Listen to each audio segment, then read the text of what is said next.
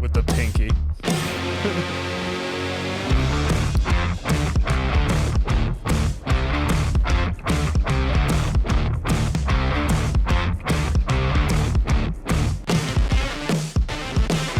I got a question before you start. Huh. Have you ever gone to the bathroom and you just feel lighter? Like springy on your toes? Yeah. Yeah. You ever filled up your bathtub halfway, then get in and turn on the shower and pretend like you're in a submarine that's been hit? Well, you took a little far there, but okay. We're taking on water, Captain. Anyway, this is Entertain This. It's a podcast about movies, TV shows, and video games. My name is Tom. With me, I have Mitch. and our special guest, Steven Spielberg. Hi, Steven. No, it's Hayden. I'm back. Look who decided to everybody. grace us with their presence. Yeah, I tried to quit the podcast game, but you just can't quit it when, you're... He owes us money. You signed a contract. He's obligated to appear in X amount of episodes this year. Lawyers were involved. There was. All of our negative net gain is coming to fruition. So, all right, well, it's your show, Tom. I'm just a part of it. Is it my show? Yeah. It's mine now? For today. You're fired. Mitch, throw him out. Thank God. I'm going to go take a nap. Good. Somewhere else, though. So before we dive into the meat and potatoes of this episode of Hayden's top 10 everything and trivia, I like social. meat and potatoes. I like meat and potatoes, too. I just had meat and potatoes. Well, la-dee freaking da. And Tom's toilet just had meat and potatoes. I'm really glad I have two bathrooms. It's social media. You go to entertainthispodcast.com. Oh, yeah, hold on, I forgot. Well, you go to entertainthispodcast.com, which will take you to our Facebook group and page. You also go to our X, which is entertain or at this entertain. You also go to our Instagram, which is entertain.this. You can go to our YouTube and our Facebook, or YouTube and to our TikTok, which is entertain this ! And then you can check us out on the Planet X network, brought to you by Pod We Nation. have a lot of X's. Pod Nation. Yeah, we do. Concerned about that. Mitch just slowly turned this into a... So far, we only have two. We haven't gotten to three. Once so we hit 3, we're going to I'll have start a taking problem. my jacket and stuff off. No, Please no, please wear more Did you clothes. talk about the Twitter switch over to X at all on this? I I think mean, we the fact mentioned that it. it's, it's now. I know, but like We- when it happened, I was also like- didn't care. I was like, "What is this app?" I almost deleted it. So Doesn't matter. Y'all don't use it. your guffawing is shaking my Red Bull, Mitch. It's shaken, but not stirred.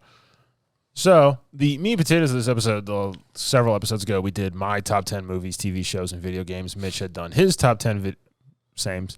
Yep. And now, since you decided to be back, we get to do yours. It's a Hayden episode. If you want to change to something else, go for it. The body is ready. I forgot top 10's not on there at the moment because he wasn't here. Oh, well. Top 10! All right, what are we just starting with? We're going to go with movies first. Okay, let me scroll. Movies. Should I start with number 10? Yes. Okay. No, start with 6. All right. Number 6. Now, number 10, I picked Forrest Gump. Really? Yeah. That's a top 10 movie for you? It's a great movie. It deserves to be on this list. For sure. Is it not on your top 10? No, No. Why? It's just not. it's just not. Oh, well, It's a good movie, but it's not like... it's one of the best movies ever made. It is. It's a slice of Defend life this. Americana, okay? It's got more character depth in just those 2 hours of movie. What is it, like 2 hours and 20 minutes? I don't know. Of movie than, like 3 trilogies combined and others. Like, you learn more about Forrest Gump when he sees his kid for the first time in just that small interaction with no words. Yeah, 2 hours into the movie. Yeah. But, like, all that buildup, that's like the keystone of that movie for me. That every time I watch that, I'm just like, That's what gets you? yes. Because he spends the whole movie not caring that he's stupid. And he knows his limitations, but he doesn't care. He still defies all of his expectations. Yeah, he's still an All-American football player, Medal of Honor recipient, Yeah. millionaire, Gold medal ping pong. gold medalist. and even all those loyals, he doesn't care because he's just trying to do the right thing. And, despite being stupid. And then when he sees his kid, like he realizes he's procreated and has spawned another human being then he starts to care. And that part, every time, cuts me deep.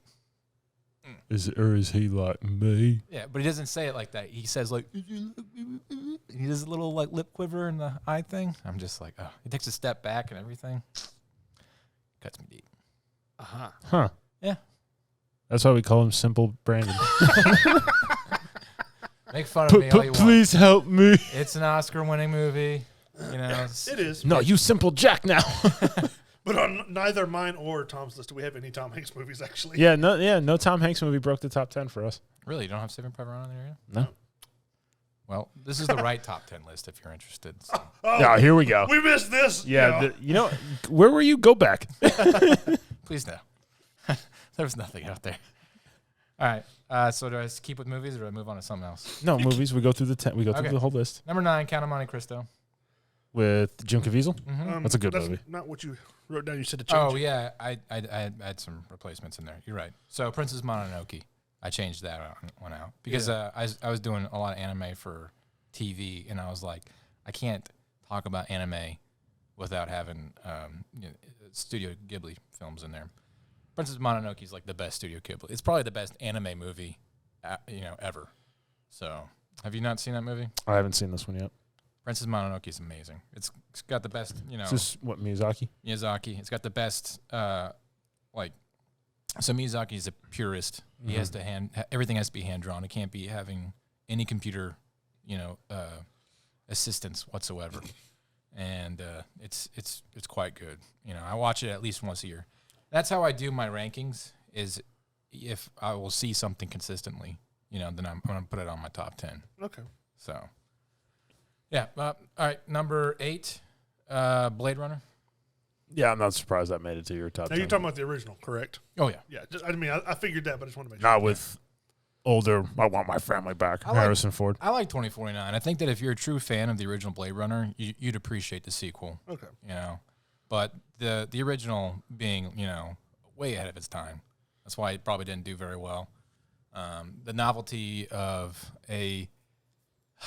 what's his name, Dick? The guy who did the books, Do Androids Dream of Electric Sleep? Well, I don't remember his name. But anyways. You're looking at me like I know it. Well, you're a learned fellow. I just assumed. I know Mitch doesn't. He didn't look at me. It's like, look at Tom, like, maybe. Look at Mitch, no. It's like, wrestling. Tom might know this. Anyways, He's so, jealous. it was a novel concept. No. The idea of, replicants or robots being, embedded with humans in society. And then the question, that's not even like asked the entire movie, but the audience, if you're smart enough, picks up on it, is the main character. That's why Hayden likes this movie. If you're smart enough. I mean, there's a lot of people who are like, no, they're not talking about that. So when you were like a little kid sitting there in like your like short overalls and your collared shirt and your bow tie and your hair doing the alfalfa thing in the back with your big glasses on, look at the TV when you were like 6, you were just like, this movie's way ahead of its time. Well, I didn't watch Blade Runner until well in my 20s, but yeah. But yeah. Hayden watched it when just like, yes, this is good. This is good cinema. It was one of the first movies where I was like, I'm an Artur. trying to understand a movie beyond what you're just Watching. Accumulating through your first watch. Number 7, The Matrix. The original or the whole trilogy? Oh, the original. Well, I mean, you can include the trilogy if you want, or just the original. Okay. Just the original. The trilogy gets off into the weeds, and they try to make it something bigger than what it is. Okay. And then that's what inevitably leads to the terrible fan fiction film of the 4th movie. And the first one's, it ends with him like using the powers outside the Matrix. Yeah, right? that's Okay. good enough. You don't need any of that other crap. Okay, that's what I thought. I couldn't remember if that was the first. Because I've seen the first 3 Matrix films. The first one's still the best one. Oh yeah. It's it changes again. It's one of those science fiction movies that changes the whole ideology of what you think. The whole idea of you are in the science fiction. The common man is a part of the computer program. And Trapped like in the Matrix. Well, Follow the White Rabbit. It was kind of cool that they could have left it as that one movie and been done, and that would have been good as well. Yeah, I agree entirely. Because you realize he's unlocked himself and he flies off at the end. But it was too late for Warner Brothers to realize they had lightning in a bottle, and they were like, we need to make more money out of this instead of putting money as we should have up front more into this movie. So, and then the Wachowski brothers or sisters have really, really bad follow through. So, number 6, Frailty.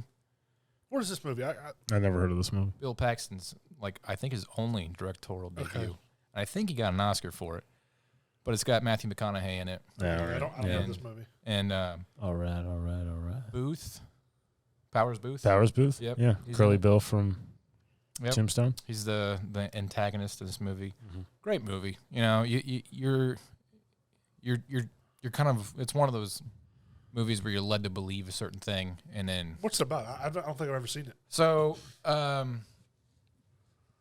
Matthew McConaughey is like dealing with his father's death, who's Bill Paxton, and he's narrating kind of like while hanging out with Powers Booth about his childhood and hanging out with his father and what happened to his father, and then it all comes kind of full circle in the end. I'm trying not to give too much away, but Powers Booth was his father. you should watch it. It's a great movie. It's definitely a very 90s movie, but it's one of those like keystone 90s movies that people forget about, and it still feels very of the moment and relevant. So I enjoy that one a lot. Number 5, Last Crusade. I actually expected this to be higher on your list, just as much as you like Indiana Jones. I figured you would have not picked The Last Crusade. I thought you would have picked Raiders of the Lost Ark. No, I think Last Crusade is better than Raiders of the Lost Ark. I've always thought that. I'm glad you finally have. Last I Crusade never disagreed with is the third one, right? Yes. Okay. The one with Sean Connery. Yeah. Junior. I think that the Look what you did. I think that and if you've ever done a good chunk of like deep dive into the background making for Last Crusade, it wasn't supposed to be that. It was supposed to be like Indiana Jones and like I don't know, some sort of Squid aliens. something crazy. It wasn't aliens. It was some like druid cult or something like that, and it was going to be in Scotland. That's why they ended up shooting some of it in Scotland. But the fact that they that was Lucas's pitch for it, and Spielberg was the one that actually reeled it back in and did something more. And it's time to go with our bread and butter. Nazis. Yeah, Nazis and Bibles. So, it was Chinese. It was going to do some Japanese-Chinese folklore is what they were going to go with. So That would have been cool. yeah, We but should have did that for Crystal Skull. I don't know what it is, but nobody's like taking any creative direction from George Lucas at all anymore. So I don't know what it is. Speaking of Nazis, you're number 4. Yeah, Saving Private Ryan. So I mean, the greatest war movie ever made. Like I just went through. That's while I was gone. I was gone on an army school for a month, and they consistently reference this movie in every army anything. The first 15 minutes of Normandy, because I feel like this movie really gets pitched a lot because of the Normandy sequence. well, so that's the last big, huge. Well, it's the most famous big, huge battle that of an American invasion where we're the invaders. But we're the good guy invaders, so like. Well, because that land had been taken over by the Nazis. Yeah, but we're still like, spearheading in France. We were invading to help the people that already lived there. I agree. Yeah, France, a place that was only designed where the English and the Germans could settle the differences. So, and then the Americans show up and, Blow it to kingdom come. yeah. And it's wild. But yeah, the visceral, violence in that movie is just. They set up a hotline for veterans. Yeah. For watching the movie? For just because of the D-Day sequence. Yeah. There's a lot of survivors who were just like, we're watching it, and like they just, PTSD from I it. actually saw this YouTube video not too long ago where it was surgeons reacting to what the Saving Private Ryan invasion sequence. Yeah. And they were just watching like, dude, that guy's dead. Yep, he's dead too. He's gonna bleed out. The surgeon's just watching all the guys carrying his own arm. So that's a big thing is like modern military philosophy is, if somebody gets injured, you have to help them or at least give them the opportunity to help themselves and, have contingency plans to help people. But that's not the case because if you take time to help somebody in Normandy, in D-Day You can't battle, stop. You can't stop. And like I remember listening to an interview with Spielberg and he was talking about once he yelled action and like the 15 minutes of chaos of a battle scene would go off, he had no control. And Just had to wait till it died down. he had to wait till like everybody hit their marks and the battle was done, the faux battle was done, and part of me was like, from the film side, that's got to be nerve-wracking because you're spending probably millions of dollars each second with all these explosions and whatnot going on. Dudes with like the little lead packs or whatever. Yeah. Just go. Yeah, just dying all left and right. And if you have like a camera malfunction, you just watch it go through. It's another dress rehearsal. So, Good job. Do it again. pretty much. So that's wild. But that's what a battle is. I mean, like, when you initiate go, you fight till you're dead or till you kill the bad guy. There's no like, all right, cut. Let's do it again. Time. Yeah. Number 3. This is where I get into my sci-fi because sci-fi dominates my list. Number 3 is Alien, the greatest monster movie ever made. So It's creepy, but I liked Aliens better. Yeah, Aliens is better. No. And Predator is better than Alien. Yeah. Yeah. Oh, sorry. Now, I think This is his list. It's his list. I chose Alien because I feel like they did a good job because the alien itself is not scary. It's just a goofy-looking, weird latex black thing that runs around and It's screams. the fear of the dark. But what you don't see, and just enough of what you do see of the alien, where they play like, They pulled the Jaws. yeah, less is more, and just enough where you realize if you see just like its mouth or its hand or something, like, enough of it not being human that your imagination runs wild. So, and if Like you're- when one of the guys he's like chased after the cat and he's like yeah. getting like refreshment from like the water dripping on him. Right. And you see the chains and you see the tail is Exactly. between the chains and you don't realize Yeah. that you see the tail start to move and you're like, That's what I was gonna say. There's a lot of times where like it would be right there in the scene and you wouldn't know it until you see it move, right? Like before they change scenes. yeah. that movie did a lot more with suspense. And I mean, and that's how you do it. You play less of the monster and let the imagination of the audience run wild. It's just, setting up those shots because the introduction to the monster is key. You can't give it all away at once. Yeah. And Turns out the cat was actually the killer. yeah, it was always the cat. Your next movie is one that I completely forgot to put on my list. I should have, and I forgot to. Yeah, Interstellar. Yeah. Interstellar is like the best movie. This is your number 2. yeah, Yeah. Best- I love this Oh movie yeah, I as know well. what your number 1 is. Yeah, best movie in like the past, 30, 40 years. Peak Christopher Nolan. Although I really did enjoy Oppenheimer. I think if I had to do a top 10 Oppenheimer or Nolan movie list, Oppenheimer would be in the top 3 or 4. But Interstellar, obviously number 1. It's an original story. It's a movie about saving the Earth. It's a movie about a father-daughter relationship. Michael Caine.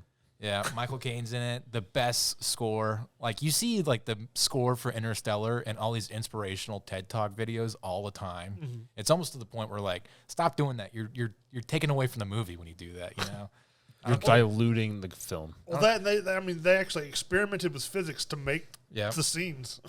Yeah. To try and realize what would happen with the black hole and all that stuff. Gravity. There is some campy parts where they do the whole, like, how do we time travel? And he folds a piece of paper and sticks a pencil through it. And you're like, okay, that's like the 15th time I've seen that in a science fiction movie. But, yeah. We bend time and space. But, and Killed time and space. yeah. then they do a whole lot of, like, blasé talk about, how gravity works. And you're just like, whatever, get to the cool stuff, But That's for stupid people in the audience. right. But it's definitely the part where he says goodbye to, or he sees Merv, in a flashback. Murph, his daughter, Murphy. Yeah. All right. He sees his daughter, like, Oh yeah, and he's like tapping on the bookshelf from the other side. Yeah, you're just like, no.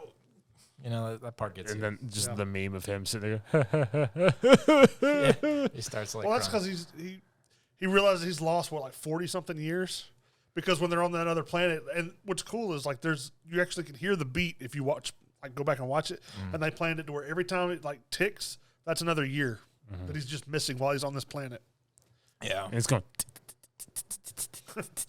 And that's the thing about Christopher Nolan and that I like a lot. It's to sometimes his own discredit, he puts so much stuff into the recipe where you're just like inundated and you're just overwhelmed. Like, I have no It's like idea. overloading a recipe. Like Tenet is I think a prime example of that. But there's enough for Interstellar where you just see a scene and it's really cool and you can't understand why, and all those subliminal messages kind of hit you, and then you watch it for like the 15th time and you're still picking up something new. Yeah.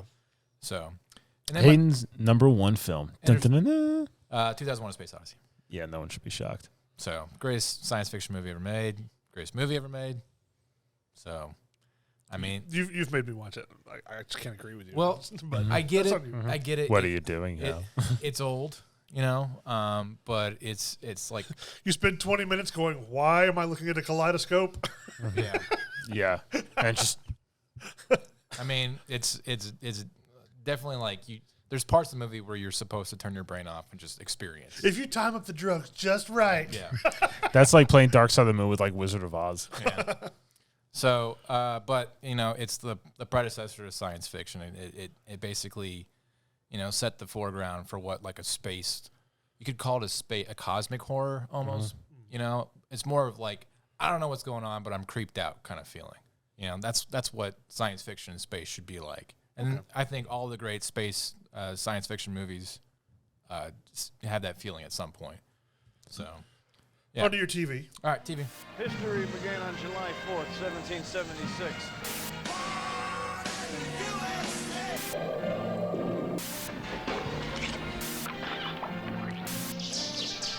Stay thirsty, my friends. All right, so my rules for TV. If I've watched it more than once, it goes on my list. Unfortunately, there's only like 9 shows that I've watched more than once. So I picked number 10 as Attack on Titan just because I just recently got caught up on it. And it's a really good anime. It's very depressing. Very violent, but I think it's 4 seasons.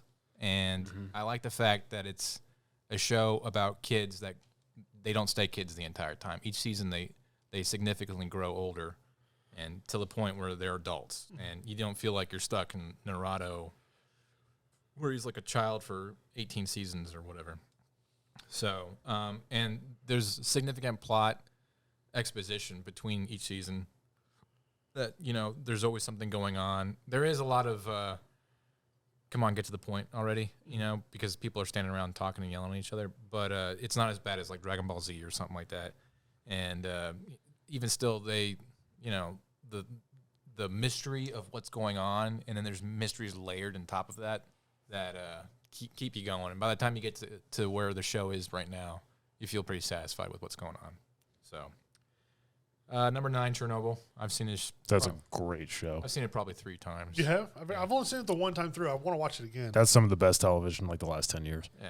I tried to watch there's one, I think it's called like The Days on Netflix, where it's about the meltdown in Japan after the tsunami. Mm-hmm. It's not quite as good because you're having to trouble do the whole dubbed over stuff, and the production value is not as well because it's Netflix. I don't think you can match like the I don't know what you'd call it. Like nuclear energy is essentially like the greatest and invisible force, most terrible, terrifying thing in the world. Yeah, and then, like this showcases. If this goes wrong, we'll all die. Yeah, and the fact that it's not a bomb, it was intended to help people as energy, and it just went the complete opposite direction. Completely devastated, miles and miles of land, and in your when you see that, you're just like, wow, nuclear reactors are terrible.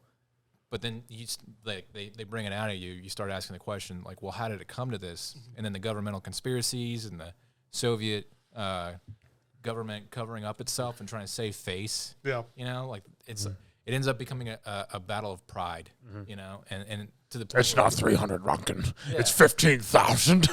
Yeah, to the point where like you're just pissed off that people killed. Like they let innocent people die in the thousands because they just trying to save face. Yeah. So.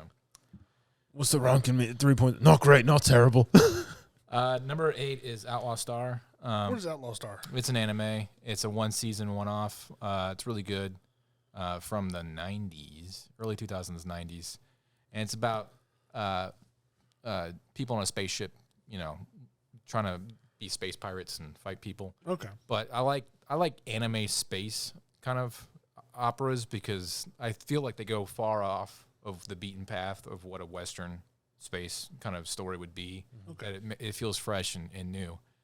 I don't know. I just enjoyed there's like a lot of little cool anime action sequences. Like the main character's got a gun where he has special number bullets, and he will never use anything below a number 3 because it's too dangerous if you use a number 1 and 2 or 3. Mm-hmm. And, by the end of the show, he uses a number 1, and you see what happens, and you're like, whoa. Takes out an entire Star Destroyer. Yeah, it's pretty awesome. And then, like the whole kind of the best part about, like, for instance, Cowboy Bebop, which I mentioned later, is like you understand enough of the universe where you're just like, all right, cool, I get it that they're this crew of people that are doing stuff, but you don't really understand the government unless it's through like back talking and what's going on in the background. And then by the end of the show, somehow these shows pull it off where you know more about the universe that's going on without ever having anybody like explain it to your face. Mm-hmm. And that's the kind of stuff that I really get into. So number 7, Band of Brothers. That's a good pick. Yep. So have you seen Band of Brothers? Yes, I've seen Band of Brothers, Pacific, all those. Yeah, I like the Pacific. Pacific was good, but I've only seen Band of Brothers more than once. So you've only seen it once? More than once. Oh, okay. I watched that one probably about every couple of years or so. I always like watching when I forgot his name in the show, but when Ross from Friends, yeah, when they're like making him like just basically making fun of him because he has no idea what he's doing. Yeah, he plays Herbert Sobel. They're like, we're gonna go through here. We're gonna cut this fence. He's like, sir. When they're pretending to be the major. Yeah, and he's like giving the business from behind the bush. Yeah, and it like it just cuts. Who is the idiot? Yeah, that's a great show. It's very ingrained in realism. Mm-hmm. I don't think that. I'm sure that there's videos out there about like the historical inaccuracies of it, but as far as I know, it's one of the most realistic shows that ever existed for World War II. Mm-hmm. And it was a money dump for HBO, and a lot of people at the time were like, "You're spending way too much money on this TV show." Yeah, they almost shut down production because they were getting hurt during boot camp. Yeah, spending way too much money, and then because like that's like Saving Private Ryan. That's another thing that the Army won't shut up about. Like this is what it's like. Yeah, so. Because I know Neil McDonough who plays Buck Compton. Yeah, like he would have been like the last straw because he got caught in the mouth like with one of the M1s, and it like cut his jaw or like his chin open, so he had to go get stitches. Oh. And like they checked it, they like literally like in his like their World War II stuff like went to a hospital, checked him in under the name Buck Compton, and he got stitches. And they were just like, "Was that a bug on your lip?" He goes, "Shut up, nobody tell HBO." Number 6 is Trigun. That's another anime, right? Yeah. I didn't know you liked anime this much. I do like the one-offs. I don't like the big popular animes. I like. They're not artsy enough. No, I'm just kidding. You're a hipster. Yeah, for anime. So yeah, I like this. You never heard of it. I mean, I don't know. Like Naruto. Like I guess Demon Slayer I enjoyed a lot. Okay. So and Attack on Titan's pretty popular also. So. But Trigun, like I grew up watching that one. It was in one season also. Okay. And it's about a guy on a desert planet called Gunsmoke. And Gunsmoke Planet. Yeah. It was very dusty out there. But he's got essentially like superpowers, and he's like super fast with a gun. He can do crazy things like throw a bullet and then shoot the primer of the bullet, so it shoots the bullet down in a different direction behind cover, killing people and stuff like that. So he's got like Arrow or Hawkeye level aim and stuff. Yeah. With guns. Lots of guns. You find out why he's like that, and also he refuses to kill anybody. So that's like to the point where like he sacrifices his body at certain points. So it's really good. I use a gun, but I won't kill. That's like being the greatest chef in the world, and like you just only eat like bags of chips. Well, you find out why he refuses to kill at the end. He killed a loved one on accident. No. I would recommend the old one. There's a new one. It's like a reboot of it. Mm-hmm. I watched a couple episodes. It's okay. The old one has a better kind of like, I don't know, nostalgia factor for me. So okay. Number 5 is Cowboy Bebop, I think, which is the greatest anime ever made. So obviously, don't watch the live action. I didn't even finish the live action, but the Cowboy Bebop setting of like inner solar system kind of colonization on different planets and asteroids and stuff like that, and a group of mercenaries are out just hunting bad guys to try and get money, and they don't put it in your face more than they need to. All the technology and the way things work, It's just enough where you see it happen, and all the mechanisms and whatnot that's happening to make the technology work. You know, there's intricacies where you're like, I don't know what that is, but it seems like whatever that is would work. You know, and like they'll do crazy things where they'll have like zero gravity gunfights, and like you have to take into consideration the recoil of the weapon, where for when you're Propels you backwards. yeah. So stuff like that just kind of stuck with me. And each episode is like a slice of life. It's not a serial. So, you know, you just kind of get like really good gut punches at the end of the episode. And that's it, you know? So I miss episodic TV shows. There's not a lot of them anymore. Breaking Bad, number 4. So I think that's one of the best TV shows, in the past 15 years? Is that about how old it is? Yeah. So That's that old, man. Yeah. Say my name. yeah. I like Better Call Saul, but Breaking Bad, I think it went as long as it needed to be. They didn't milk it out. Well, let's just say there would be no Better Call Saul without Breaking Bad. Breaking Bad was kind of one of those once in a generation shows. Yeah, and I'm sure Vince, what's his name? Vince Scully? The guy who made the show. Gilligan? Vince Gilligan, yeah.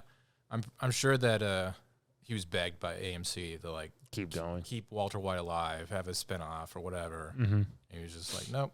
And I think that was the right answer because it keeps it very sedentary in its own kind of like window of life, and it's something that you'll come back to watch a lot.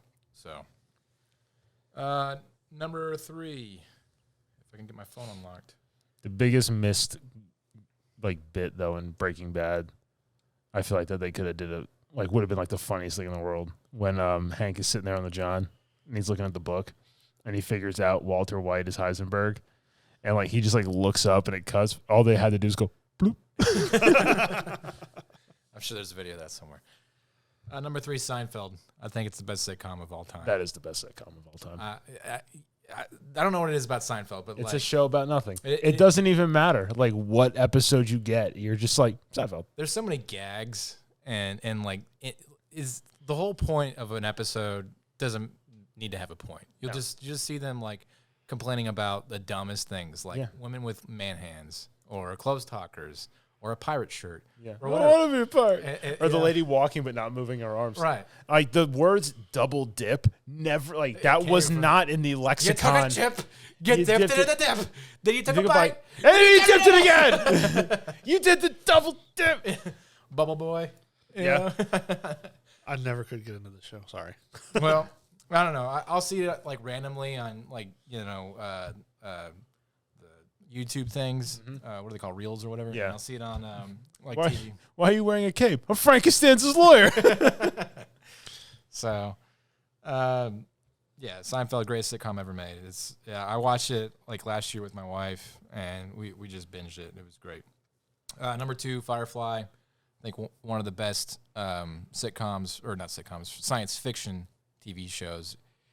It's serial, but it got ended. It got canceled before its time, and even still, that it's just one season. It gave you enough of that universe where you really felt satisfied, and you did want more. And the movie gave you sort of more. It wasn't enough, and I like the symposium of people thinking about what it could have been, just as much as I do the original show. Yeah. Mm-hmm. So it's a great show. It gives you an awesome universe, cool idea, way to do a space opera kind of TV show that's not Star Trek, something different. Or Star Wars. Yeah. So that being said, number 1, The Next Generation. Greatest TV show of all time. I'll have to give it to you. It is a good show, and I could not stand Star Wars until he showed it to me. Star Trek. I mean, Star Trek. Sorry. Yeah. I like Next Generation the most against the original Star Treks or the movies. Yeah. Or it's the best Star Trek. Yeah. I just remember being a kid It wouldn't be my number 1 show, but and watching all these ethical dilemmas that they would go through about whether or not Data is a human being or something like that. And just my less than 10-year-old brain just being blown, from all of that crazy stuff, like people asking hard questions. As a kid, I had never seen Star Trek until you basically forced me to watch it. But I had never seen it. The only part I'd ever seen was the credits when they went off right before Hercules. Yeah. Kevin Sorbo. Well, anyways, it was a well-written show. It was a production nightmare.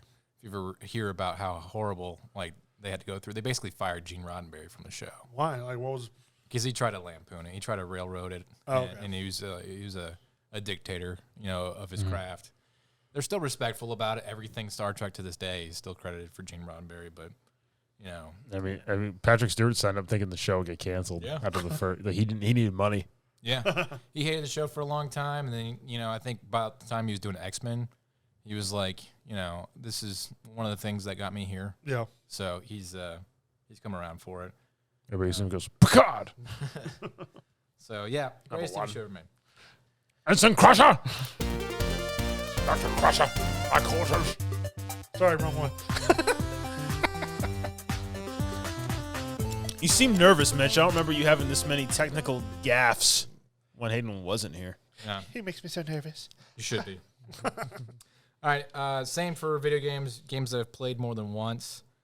You didn't have to have like a rule for I just did it yourself. for These are myself. just which ones you loved. So here's the problem. It could be a game you played one time and you just loved it so much. Here's the problem. I can't choose something like that. I have to give myself a rule for cutoff. And then he tries to imply those onto us later on. I think it makes it Yes. because if you do a top 10 list today and you do a top 10 list next year, it could be 100% different. So, but this is why You are right though, Mitch. This is why it should be for me. When Hayden's like, yeah, pick your top 10 this, but you can't pick this, and it has to fit these criteria and this, that. To be fair, we've done top 10 video games and movies and TV shows in the past. So No, yeah, we have. we did a combined one So I feel like we've based on a criteria. we've beaten this horse. Hayden imposed. So I'm trying to come up with a new horse to beat it. So number 10, Metal Gear Solid 5. I think it's the best out of the Metal Gear Solid franchise. Never played any of the Metal Gear Solid games? One is really good. Twin Snakes, and they've rebooted it a couple times. Metal Gear Solid. I played 3, and that was my favorite Yeah, that's good. out of the Metal. They're all good franchise. But 5 I thought was the true evolution of where Metal Gear Solid was going before Kojima was railroaded and sent out of his own franchise. Now that franchise is in disarray and will probably never be good again. So, but I loved it. I missed the main voice actor, David Hayter. They replaced him with Kiefer Sutherland, which was okay. But it was It's just Jack Bauer pretending to be it sounded like Jack Bauer. Solid Snake. And then, but it was a true open world game. The upgrade mechanics were so much fun and weird. You can when you play stealth, or you want to go in guns and blazing, that's always an option. But the upgrade mechanics can go either way, where you can get a mech suit essentially to fight. Well, it's like a little chicken walker that you're sitting in to fight guns a blazing, or you can get all the way to the other side in the stealth direction. A black hole gun that sucks people in and just makes them disappear from reality. It's like, yeah. I'm like, oh, So there was some cool plans that Kojima had for this game, where he wanted to make it so you could design your own Metal Gear and run around on a giant robot and kill people that way. But Konami, that would have been pretty neat. Konami put their thumbs down pretty hard on him. So number 9, The Witcher 3 specifically. I've played 2. I haven't played 1. But The Witcher 3 was an amazing game. And it's one of those games where you it's like Skyrim. You have so much to do and you're distracted all the time and you don't really remember what the plot is. And then there's all kinds of DLCs too. Yeah. I don't know if I've played every DLC, but it got me to read the books, and I really enjoyed the books. So if you're into those kind of fantasy sword and firebolt kind of games, that's one of the better ones. Number 8, Fable. I think Fable is That's a great game. Yeah, the first one. I remember. So the thing about Fable that really made me coming back to play that over and over and over again was you have these avenue paths of being good and evil, where every outcome kind of has that binary decision on what you choose to do, and it impacts not just your outlook on your character, but the game itself. And 2, everything in the environment is just so well contained. Like everything feels alive and like, pertinent to what's going on. It was a big feel for a game. Yeah. Especially one that came out that long ago. Mm-hmm. And really, I don't think it was really as appreciated. No. It did so well that they actually released a DLC that was another disc because they didn't have downloadable DLCs at the time. You had to go to GameStop and then buy it for like $20, and then they gave you the disc, and then just put it onto your game. So I thought that was fun. But the I don't know why it's not realistic. They're kind of cartoony looking characters, but like the way the characters spoke and the action, the dialogue, and the goofiness of the game just made it really feel like it was its own identity, and that you could literally do whatever you wanted. Yeah. I mean, you still went through the game, but it reflected in how you looked. There's very few what you games. did. There's very few games that feel like it's such a standout, its own thing, to this day. So, number 7, Deus Ex. I don't know if you guys ever played that. Human Revolution, I think, was a sequel. I Dance Dance Revolution. I can't remember what the one that I really like is, but I think it's just called Deus Ex. Anyways, that was a really fun game, and it was a cyberpunk before cyberpunk. You're a dude that has robotic attachments, and you can upgrade them the more you complete the game.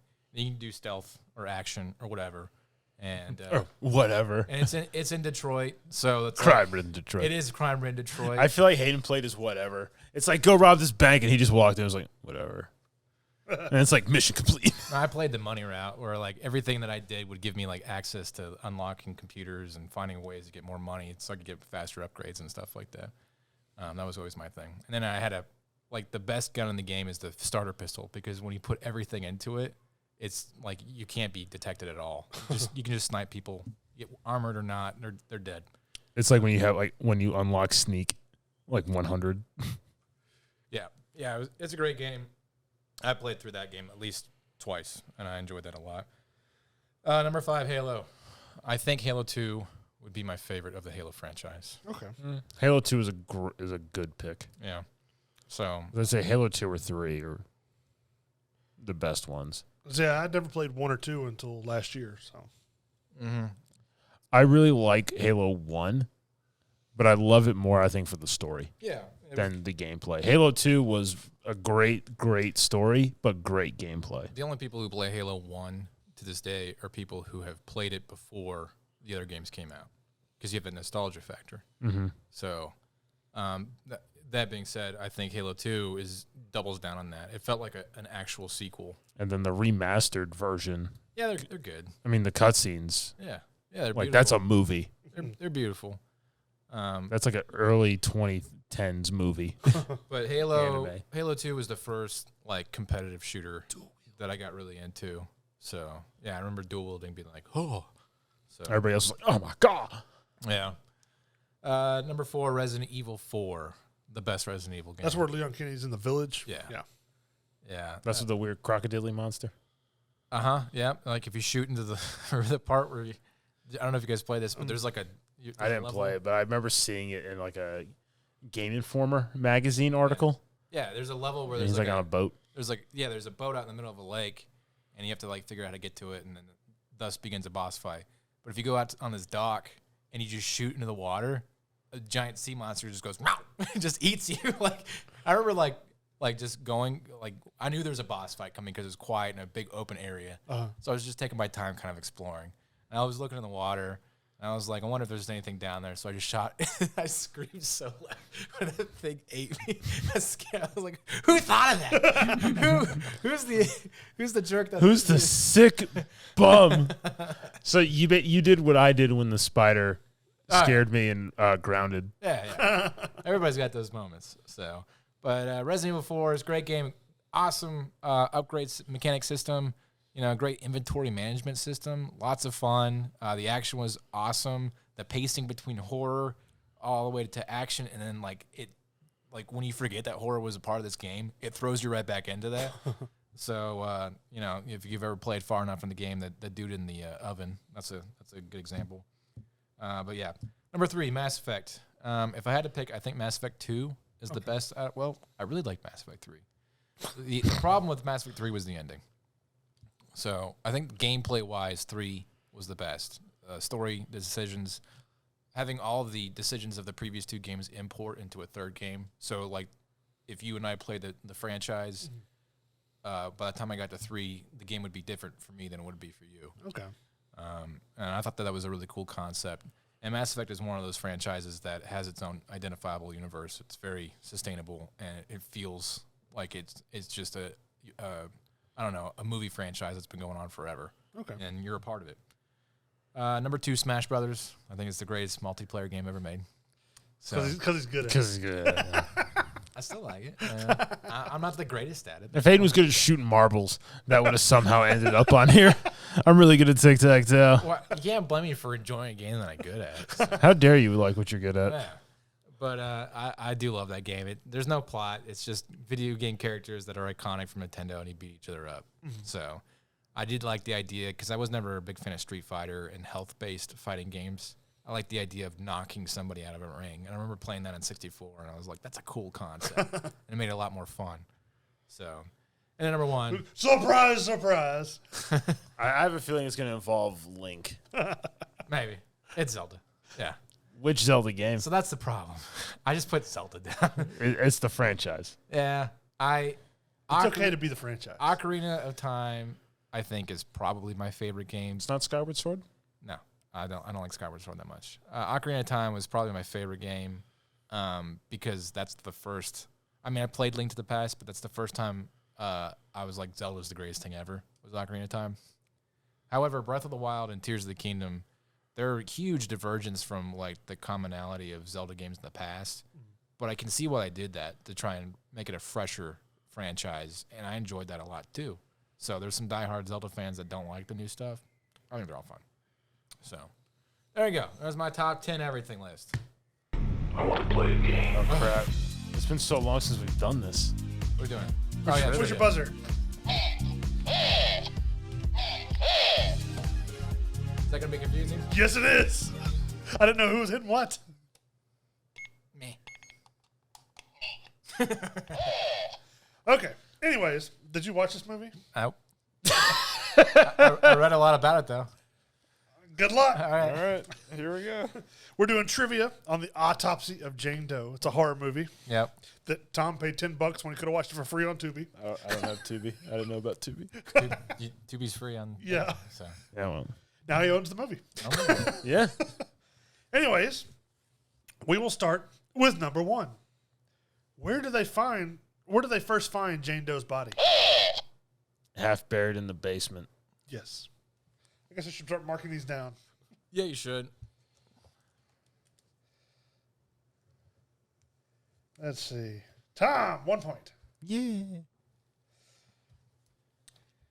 How did the first cadaver investigated die? Subdural hematoma. Yes. Mm. Guess you should have watched this movie, huh? Yep. Number 3. What is the name of the morgue? Go ahead. Austin and Tommy. Go ahead, Tom. Tilden, Morgan, something? Crematorium, yes. Crematorium. Okay. Oregon Crematorium. Yeah. Yeah. Number 4. What is the cat's name? Stanley. I need to have a louder. This is why I encouraged you to watch. There you All right. What's the first thing they notice unusual? go. That her eyes appear to be more dead than the rest of her body. I'll give it to you. Cloudy eyes. Yeah. Mm-hmm. Number 6. What is missing in Jane's? Her tongue. Yes. Also, her tooth. I'll give you both a point for that. Yeah. Because I did write both of those down. Because she's missing a tongue. I didn't know this was a double answer question. Tongue and molar. Number 7. What happens when they prepare to start cutting the first time? She bleeds. No. The blood in the cabinet No. comes out. No, before they start. Oh, her nose starts bleeding and a fly comes out. The radio station changes. Yes, the radio comes Oh, on okay. and there's the music. Oh. Number 8. How does Tilden Sr. cut himself? On her rib cage. Yes. Yeah, that's gross. Number 9. What does Tilden Jr. find in the vent? A dead rat. No. The cat? Yes. Mortally wounded? Yes. The cat dying. Okay, I know we were going in chronological. I forgot it was chronological order. What is found in the intestines? A tooth wrapped in a cloth. A flower. Oh, a drug that's not native to that area. I'm going to say, I wrote down Jimson weed or / flower. Okay. Yes. That's right. Give me that point. Number 11. What is the radio talking about during the autopsy? That the weather's getting bad. Yes. About a storm. You're doing fairly well. You're only behind by 2. Yeah. Number 12. What also happens when the lights burst and go out? All the bodies escape. Yeah, they all start falling out of the... Yeah, you hear the dinging of the bell and the one guy going... Let's see. What is found under the skin of Jane? Markings like tattoos. Yes. Can I say what specific marking? Do I get a point? I just say tattoos on the inside. All right. Number 14. After calling the police for help, what do Tildens hear? The bell. Yes. They hear the bell jingling. They call the police, and when they hang up, they hear ding, ding, ding. That's tied around the dead people's toes. Yeah. Let's see. 15. What happens when they ignite the body? The whole room catches on fire, but the body doesn't burn.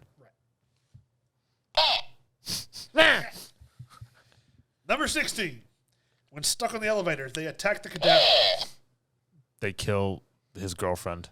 Yes, they attack the cadaver, which happens to be His girlfriend named Emma Roberts. Tilden's. Yeah. Not the actress. Number 17. What does Tilden Jr. realize Jane Doe She's a witch. is trying to prevent? What Jane Doe is trying to prevent? Yeah. Them escaping? Them cremating her? Them hurting her anymore? Or investigating anymore?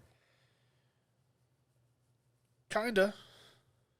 If he could say the actual thing I'm looking for, I'll give it to him. If not, I'll give you the point. They're trying to prevent an autopsy. Trying to prevent finding the cause of death. Yeah, I got it. I'll give him 1 point. You're ahead by 6. Bonus point. Where's 7? There are no bonus. Oh. Number 18. What did her brain tissue tell you? You heard that first. She's still alive. Yes. Yeah. She still had cellular activity. Number 19. What is the secret origin of Jane Doe? She was accused of being a witch at the Salem witch trials, and they did the ritual to purge her of it, but they accidentally created a witch. Yeah, pretty much. She's a 17th century witch. 1693. 17th century. Yeah. Yeah. Number 20. What kills Tilden Jr.? He falls to his death and breaks his neck. he falls over the balcony and I buzzed first. But what scared him?